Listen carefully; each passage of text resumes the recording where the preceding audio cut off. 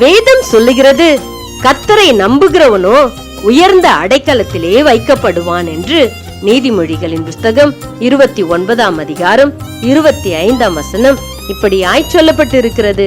எனக்கு அன்பான தேவ பிள்ளையே, உன் தலையை நிமிரச் செய்த கர்த்தர் உன்னை உயர்ந்த இடத்தில் வைத்தவுடன் நீங்கள் இன்றைக்கு ஜெபத்திலும் ஊழியத்திலும் சபை கூடி வருதலையும் எவ்வளவு நீங்கள் ஆண்டவரை நேசித்தாயோ அதற்கு தலைகீழாக மாறி தேவ சமூகத்தை விட்டு ரொம்ப தூரமாய் நின்று கொண்டிருக்கிறீர்கள்.